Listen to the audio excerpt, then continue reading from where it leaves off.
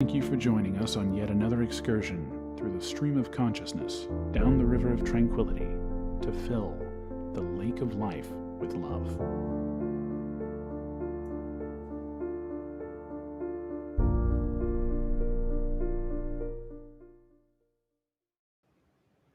And good evening, our fellow lovers of love. Thank you for joining us. It's me and Lubby tonight. Lubby had another dive into Reddit, so this is going to be a fun one. She picked a bunch of questions, and I didn't pull up the right page on my thing, so we're all up to Lubby on reading questions tonight. Sweet. Because I somehow didn't get the right page pulled up. No worries. So we're all on you. Okay. So it's been I don't know, it's a strange week for me.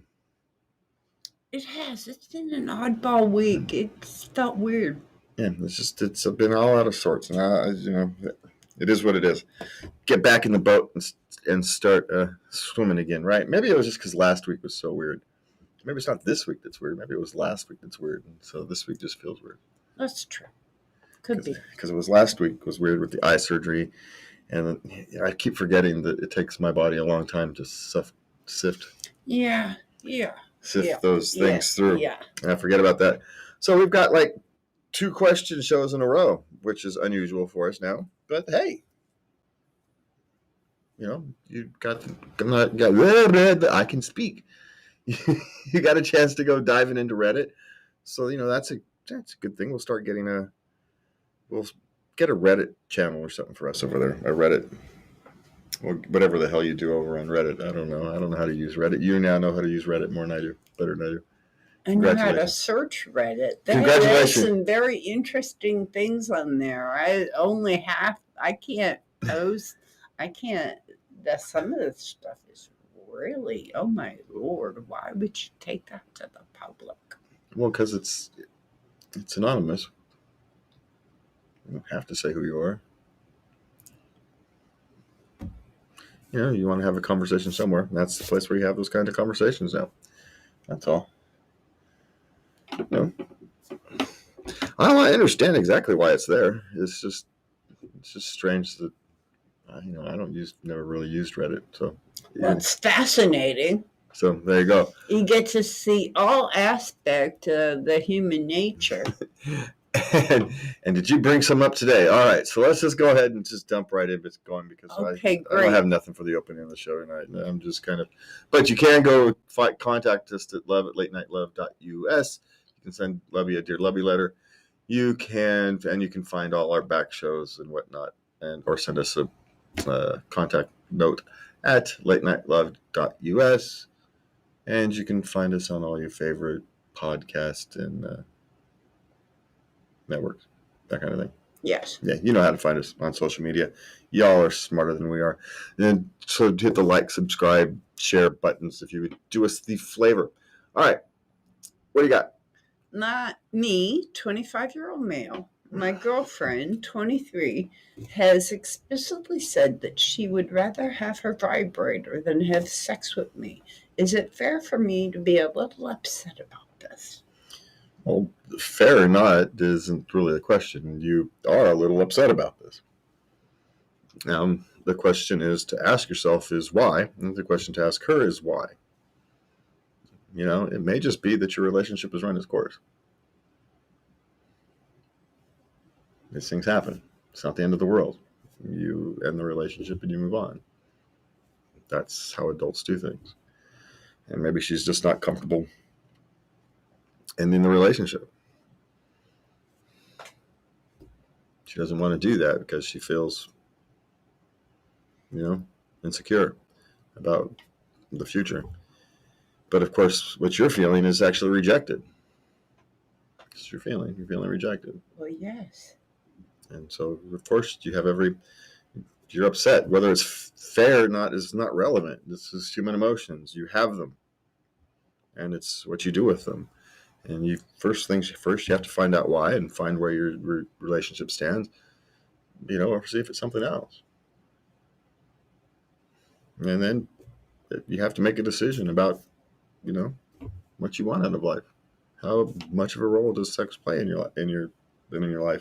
When you're young, it plays a different role than it does when you're older. So these are decisions you have to make.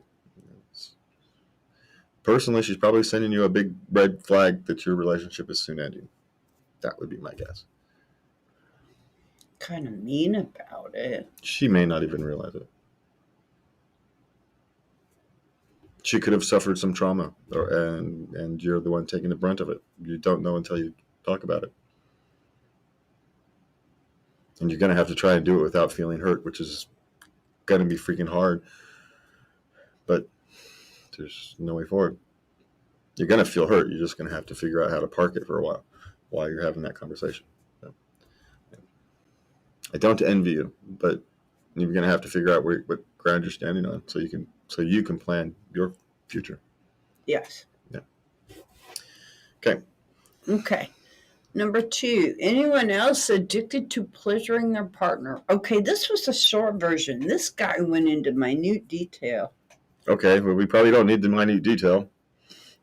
Well, yes, you can be addicted to sex, and and you think it is pleasuring your partner, but it's really selfish.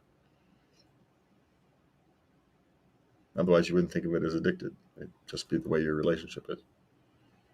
Are you doing it for them, or are you doing it for you? If you're phrasing it, you're addicted to pleasuring your partner, you're not doing it for them. Well, he described a certain feeling of power. Like I said, he's not doing it for them. It's, maybe they benefit, maybe they don't, but they're not doing it for them. Said it yourself. If you're addicted to it, it's not for them. You may want to see a counselor about sex addiction. Maybe something else, and it just manifests as sex addiction. So you may just want to see a therapist. I don't know. But the fact that they put addiction in the thing is a big red flag that they know something's wrong. You don't use the word addiction if you think it's healthy. At least not in a serious manner. You may joke about it, but not in a serious manner. You don't ask. They know something's wrong. Follow through. Okay. I got asked by a friend if I was interested in a threesome with them and their girlfriend. What do I do? Are you interested? And are you willing to take the risk of the long-term damage to the relationship for the short-term fun? You may survive the relationship, may survive it, may be fine. Maybe not. It's a risk. I don't know what the risk is. That's your judgment. But there is a risk. And, your own personal interest. Maybe you're not interested in that kind of thing. So if you're not interested in that kind of thing, the answer is easy. It's messy. Yeah, there's a risk. Forget every other risk. There's an emotional risk involved. For you, for them, and for all that. And that's assuming you're actually interested in that type of thing or having that type of thing with them. So, you're going to have to just search in your head and see where you're at. You can politely say no, thank you. Yeah. They're adults. They can handle it. I'm sure they've been. If they're adult enough to ask and bring the other people into and have this conversation with them, they're adult enough to take a no. Trust me. If they're adult enough to take a yes, they're definitely adult enough to take a no. You know what I mean? That's very true. Just saying. So don't worry about it too much, but sometimes things float your boat, sometimes they don't. And are you willing to risk the friendship over it? Because that kind of stuff can happen. Okay. This one said, my wife does not and never masturbated. Says it's for animals. I wonder how common it is to not masturbate for women. It's probably more common than we think, but let's also not be judgmental. If we don't want her to be judgmental, and she's for animals, but we have to show the non-judgmental that we want other people to show us. It's her choice. I still think it's sad. If she's perfectly happy, it's not sad. We think it's sad because, we find benefit in that kind of thing, in connecting with yourself that way. You know, there's people find benefits. Some people do, some people don't. Some people can't. Not not that they physically can't. It just doesn't float the boat. Doesn't excite them. There's nothing wrong with it. What's your own mother say? Something in this world for everybody. It's not for her. It's all right. It's not for us to judge. If she's happy with her life, then it's fine. I'm not judging. Yes, you are. You're sad for her. Now, you might be sad. If I had to live like that way, I'd be depressed and sad. That's a great response. I would go out of my freaking mind. So, that's a different response than it's sad. If she's happy, then she's happy. Great. It's, we all have different views of what's a happy, healthy sex life. And if she's happy and healthy, then it's not for us to judge. Just like it's not for us to judge, people who have 3 ways. It's not for us to judge people who don't have 1 ways. I'm just saying. Yeah, well, the guy wasn't complaining. He was just curious. Yeah, well, it's probably more common than you think. I would suspect. Huh. Now, it's probably less common now than it was, say, 30 years ago, 20, 30 years ago. But it's probably still more common. I'd say maybe 10, 15, maybe even 20% of women. We talk about it enough. No, the people who talk about it a lot. Most people don't talk about it at all. There's a difference. I'm just saying. I just thought it was part of growing up, becoming a teenager. Yeah, but you're from what is your cultural heritage from? Danish. See, there you go. So, it's a vastly different thing there.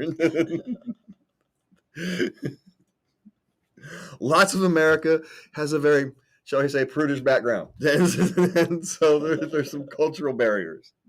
But my guess is even in the Danish culture, you got 5-10% who just doesn't float their boat.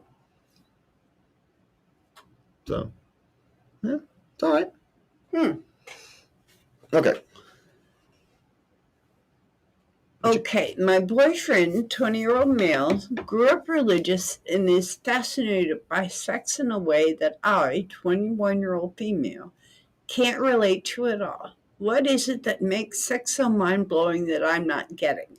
Now, the long version was he grew up in a very strict religious background. They never talked about sex, and she grew up in a very open family.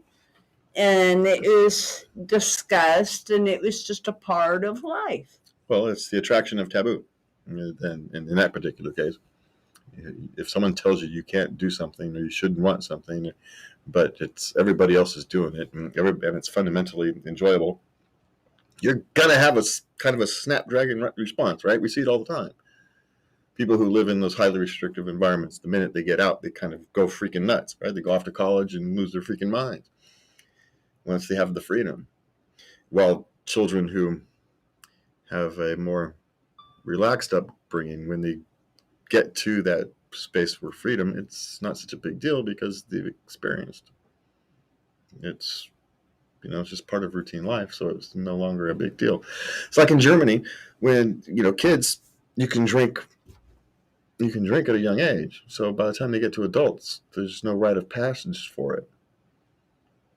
And so for us, drinking 21 becomes this big whole thing. Everybody goes off and gets drunk and gets blotto. They don't do that in Germany because you drink whenever you can reach the freaking counter. So you don't get drunk, but they'll give you a little cup of beer or whatever. And so drinking a beer in Germany is not a thing like it is here. And it's the same way in a culture where you grew up where sex was so open that it was not a thing. He grew up in a culture where sex was not a thing, but still a thing. And so now he's got a distorted view of it. It's perfectly reasonable. You may want to have him ask him to, see a therapist because it is dangerous. That's how you get sex addiction. That's how you end up with the guy at the top. The first question. So, you kind of parallel this one. You may want to cut something. You have an opportunity to cut something off at the pass here. Or he has an opportunity to cut something off at the pass. Yes. Yes, with your assistance. with your care and help. And if you have a vastly different view of sex, and you have a vastly different view of sex, and that's generally a relationship breaker. It just is, right? That's at some point it's going to break. Yeah, they're very young. So, but it's also the opportunity to evolve. You're very young. You can evolve. Both of you can evolve together. You can evolve apart, but you're going to have to do it strategically. You're going to have to think about it. And he's got things to work through because of his repressed upbringing. And that's what's coming up. Would be my non-psychology hat put on there that I don't own and have because I'm not a psychologist. Just want to be clear.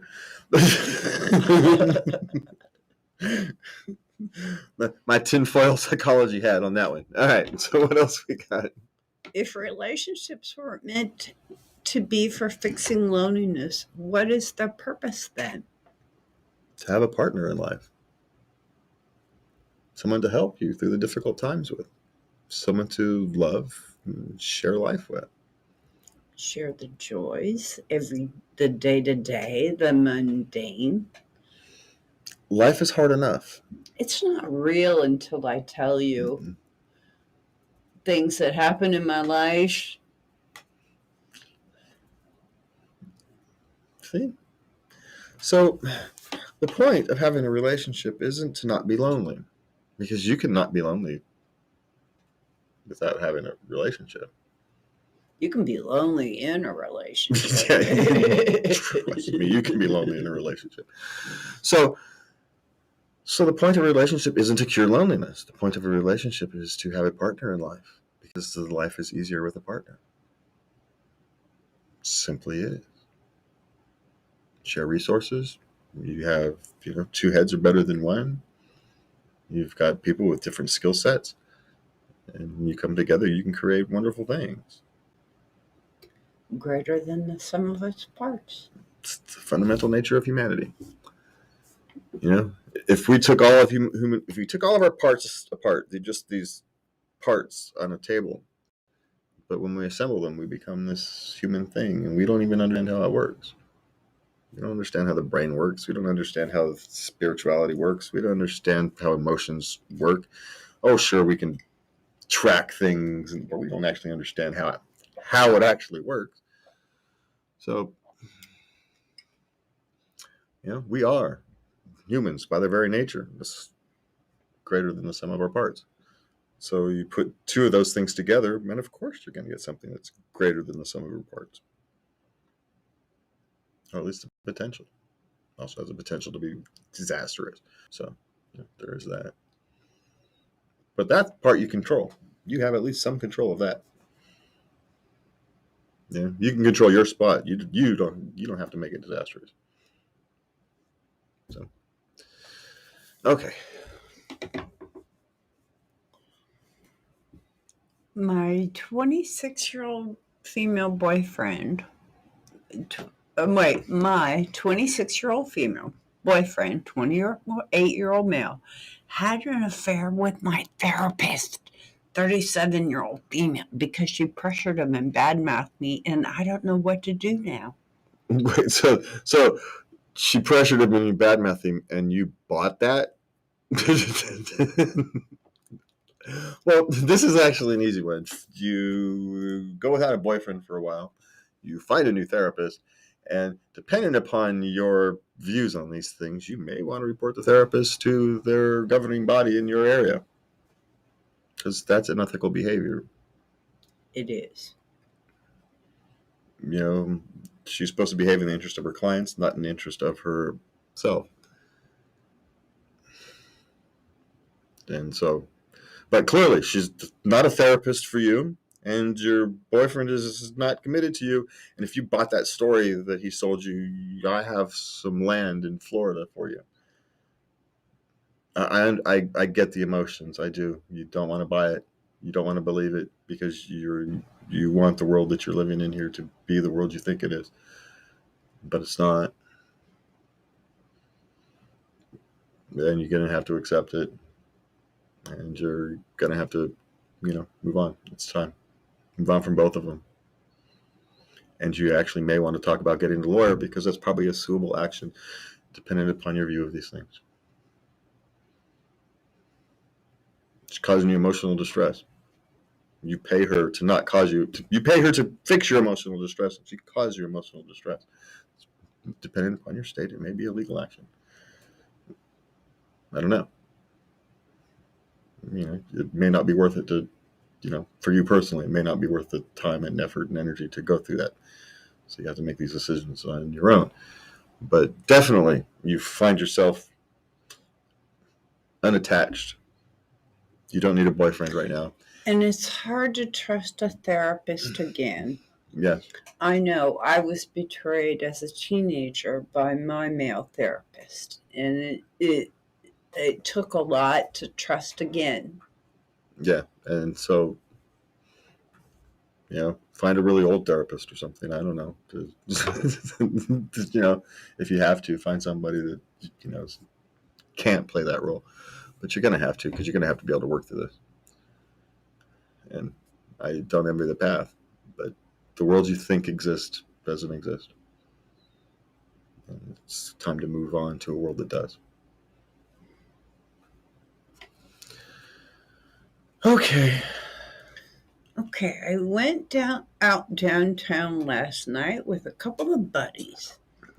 Oh, that's always a good story to start with. 21-year-old male. I was ambushed by some girl who said hi and held onto my arm. I immediately said, I don't have any cash, as I thought she may have been a prostitute. It turns out it was one of my buddy's friends they invited, and they wanted to see if we were compatible with each other. She was very embarrassed from it and would barely look at me the entire night. I want to apologize. How do I do that? You just do it. If you can call her, you call her. And if she doesn't answer, you leave it on the message. But it's actually quite simple. You just literally tell her what you just told us there. You didn't tell me. I didn't know. Based upon the environment, I'm sorry. And you leave it at that. If you're interested in a future thing, you're going to have to wait a couple of weeks and then reach out back to her if she doesn't reach out to you. But just issue an apology. Just explain what happened and issue an apology. That's it. It's not that complicated. You don't have to over-explain yourself. That's it. That's the thing right there. Here's what happened. Hey, look, it was really awkward the other night. I'm sorry. Here's what happened. They didn't tell me, so it felt really weird. It's me. It was me. It was my interpretation, my perception. I'm sorry. I'm sorry I made it awkward. Yeah. I would have accepted that. And just leave it. And if she wants to respond to you, she'll respond to you. And if not, then it's not. Chalk it up to one of the hundreds of embarrassing things you're going to do throughout the course of your lifetime. It's not the first one. Won't be the last. This is one of many that will keep you awake at night when you're 60. Yes, it is. So it's just one of them things. But you never know. So, relationships can often start with funny stories. So you never know where things can go. But just issue the apology. It's very simple. You just told the story. Just tell the story. Okay. I came home from a 12-hour shift. Night shift register nurse. After a long day, was glad to see my wife, married for 3 years. And as we embraced each other, things progressed to a makeout session. After making out for less than a few minutes, she grabs my crotch area and instantly remarks that I must not be attracted to her for not being hard. I explained to her that being tired and after a long shift takes me more time to get aroused. However, she believes it's because I'm not attracted to her anymore. How do I reassure her? I'm not sure how you reassure her on that one because she's got a misconception. She's going to be very upset as you all get older. I'm just Men are not machines, for heaven's sake. Okay, at 18 they are. This is true. But he's not 18 anymore. It goes downhill quite quickly at 18, right? It just does. You level out, but yeah, after a couple long days of work, you're tired. Your physical interest and your emotional interest don't always necessarily match. And these things, again, is when you're younger and your body has all kind of extra hormones pumping through, it covers that gap. But guess what? When you're no longer 18, you don't get all those extra hormones to cover that gap. And so there's a gap. But how you get her to understand that, I don't know. That's your department, because I don't have a clue on how you get her to understand that if she already doesn't. I don't know. Apparently you don't either. I don't either. Well, wait. So he's a registered nurse, right? Can't he have her talk to a doctor? He's a freaking registered nurse. He's a nurse. He can't explain the physical. No, she's not listening. She's not listening. Okay, well, sounds like she's insecure. Yeah, clearly she's insecure. And so she's trying to figure out how to reassure her, because it's not a logical thing. It's an emotional thing. She's stuck in emotional, so she can't hear him. She's feeling, my guess is back to feeling rejected. She feels physically rejected. Maybe she's put on some pounds, kind of thing. As you've grown older, she's no longer the skinny thing she used to be. Men, we don't give a shit. But women think we do. And so once we love you, we don't give a shit. And so Gee, thanks. well, you know what I mean. We go through diets, exercise, yoga. You do that for you. You don't do that for us. It's perfectly fine if you want to use us as motivation to do the far. Great. We're happy to play the role, but you really do that for you. And it's fine. We're happy to support you in it. We'll give you whatever you need. But it's for you. And we know it's for you. It's fine. We love you regardless.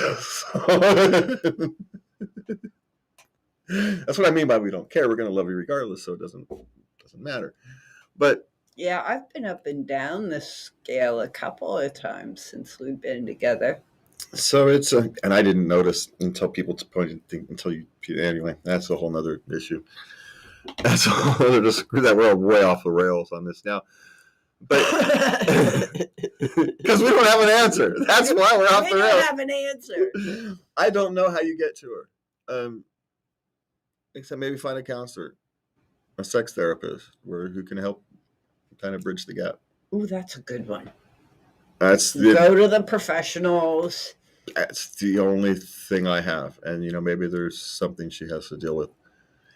Yeah. This is important. She really needs to feel loved. Yeah, and you do too, because in a sense it makes you feel rejected as well, because now you're having to walk on pins and needles, feeling like you have to perform on command, and that's no fucking fun. Ooh, hadn't thought of that. Oh, how awful. And that's no goddamn fun either. So no pressure. Yeah, that makes sex fun. So Mr. Happy doesn't like pressure. So yeah, stress is bad for the sex drive. So that's so. Sex therapist would be my best guess, and as I know it's not a very good answer, but it's the best we've got. All right. Okay. My girlfriend, 27, is saying that I, 25, can't watch certain shows. My girlfriend of 5 years is upset and concerned with me watching shows with specific aspects and themes throughout them. The list is mainly including shows that have violence, gore, rape, and nudity. I'm being told she is considering ending the relationship because I am interested in shows with those aspects. How do I get her to understand it's my choice? So I'm assuming he's watching shows like Games of Thrones and that kind of thing, right? Yes. Violence and gore, that kind of thing? Yes. In fact, he mentioned specifically it started with Games of Thrones. Okay. Well, what you've got here is a massive difference in culture. And you're going to you two are going to have to sit down and have a discussion about, what is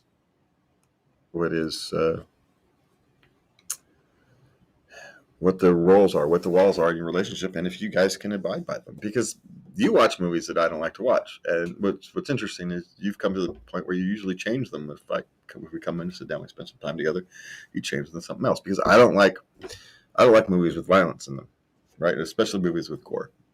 I just don't like it. So we end up watching a lot of old James Bond movies, the kind of things with the 1980s violence. It's kind of funny. There's lots of bullets flying around, and almost never ever gets hit. No, give me Godfather. Give me Goodfellas. Yeah, see, I don't like the violent movies, and so I don't like the violent movies. I don't like movies with. So in a sense, I kind of have the same perspective on movies as your girlfriend, except for the fact that I would never restrict somebody else's ability to watch them.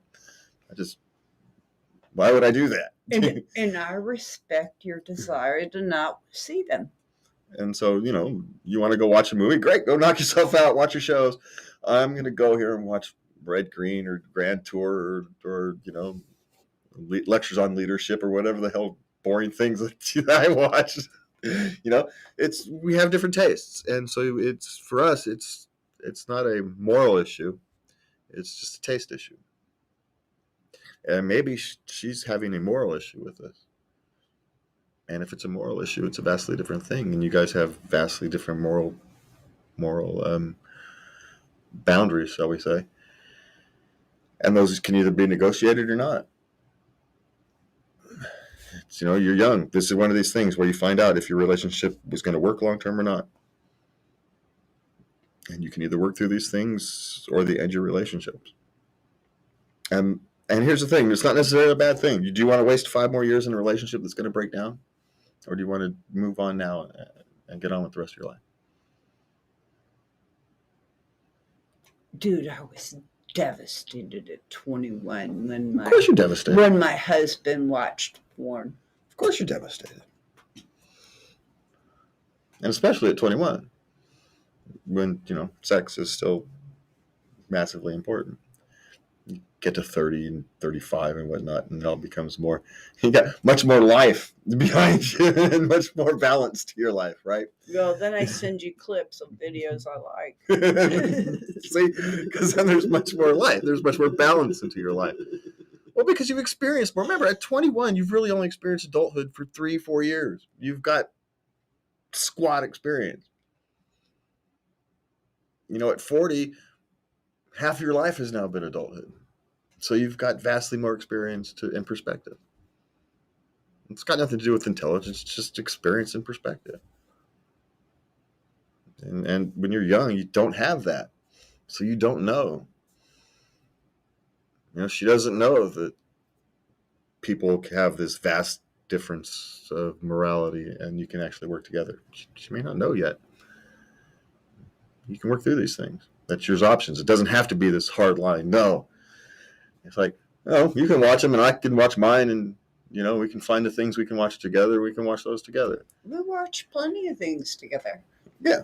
So there's ways, We should expand our list, but that's a different... We should. That's a different argument for a different day. That is.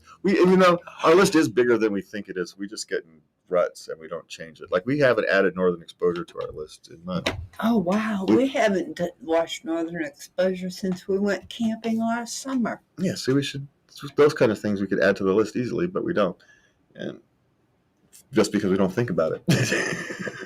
Cool. We worked something out. See how that goes? See how communication works? All right. So what we got? Me, 23-year-old female, best friend, 23-year-old male, who is married, confessed his feelings for me.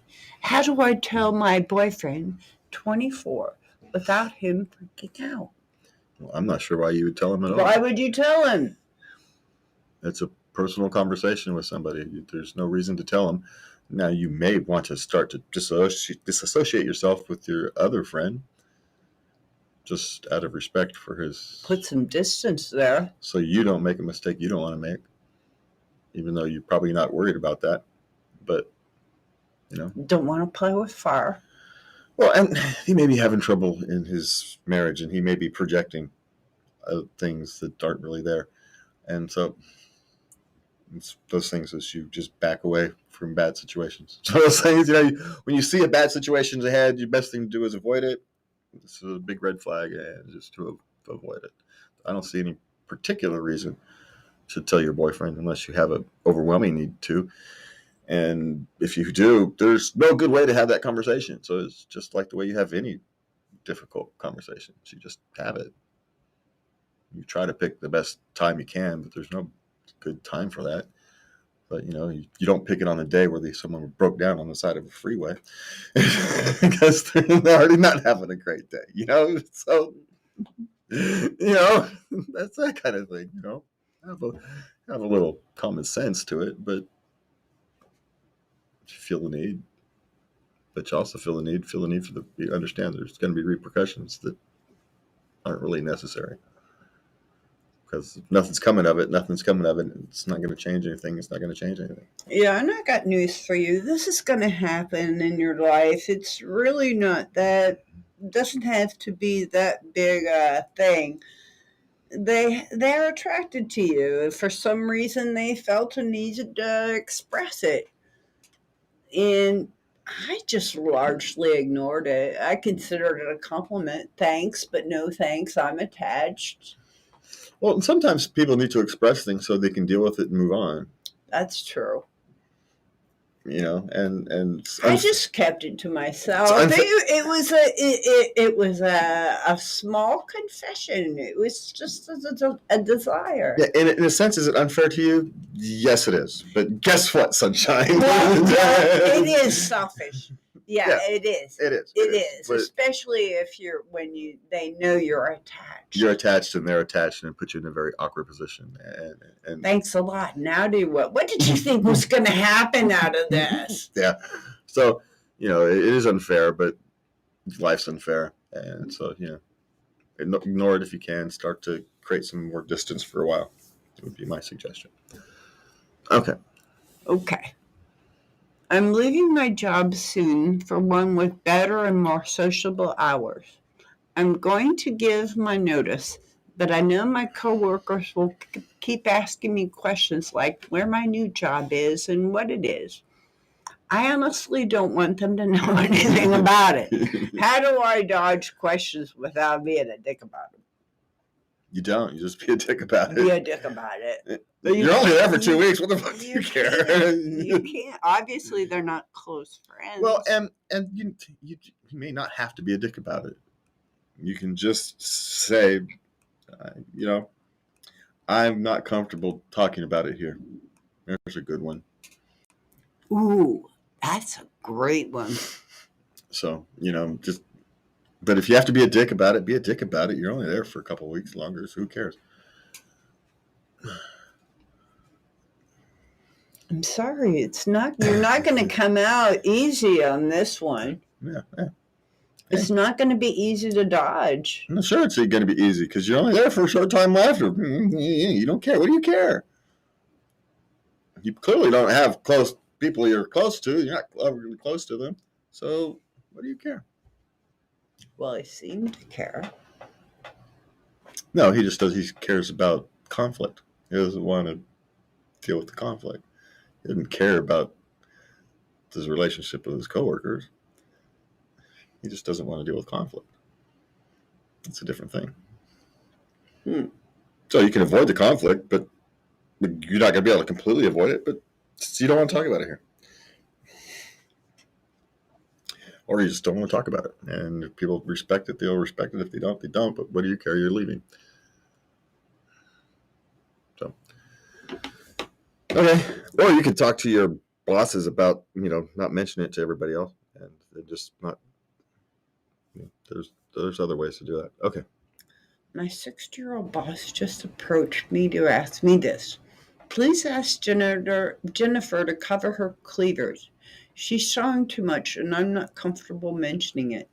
In my mind, I was like, what the hell? I said, I think she likes it like that.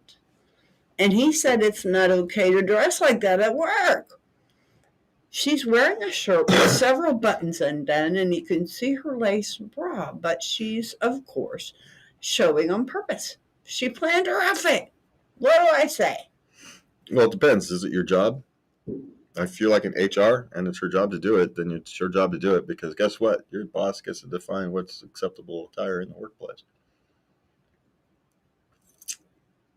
That's how, and some bosses solve that problem with these things called uniforms, and everybody has to go around wearing these ugly ass same clothes. So you may want to deal with it this way. Say, button up a couple buttons, will you please? Yeah. Hey, you want to go out to lunch and unbutton them? Great. Yeah, you want to go out to it's not our business, but in the building, you button those 2 buttons up. Businesses have the right to, have respect of what they show. And she has the right to say, well, I want to dress like this and work somewhere else. I'll allow her to dress like that. These are the choices we make in life. So, now if it's not your job, then you tell them it's not your job. That's what you do. I was in the Army. They asked me to ask my roommate to wear deodorant. Yeah, well, you're in the Army. You do what you're told. No, I am not her supervisor. I'm not doing that. I wasn't over her. I'm not her sergeant. They're wanting you to take some leadership. Yeah, you didn't want it. No. I was not a leader. I slipped in, flipped out. No one noticed me. Thank you very much. Yeah, what they were trying to do is get you to take some leadership responsibility. That's what they were trying to get you to do. Because the sergeant could have just gone and told her herself. So they wanted a woman to do it. Oh, please! Like an Army sergeant gives a rat's ass. He wanted one of you girls to start taking responsibility for your unit. That's what they were trying to get you all to do. They maybe had been competent at it because it was the 70s. They didn't have figured it out yet. No, it was the guys on the line that complained to me. They were privates. They were my work buddies. And they had to get in the helicopters with her and worked on the helicopters and fix these helicopters in close quarters. And she didn't wear deodorant and they were dying. Oh, well, then they should have talked to her sergeant. Exactly. Don't make it my problem. Well, because here's the thing. In the male barracks, it doesn't get to the sergeant. I'll guarantee it. That problem is resolved without it ever reaching the sergeant's ears.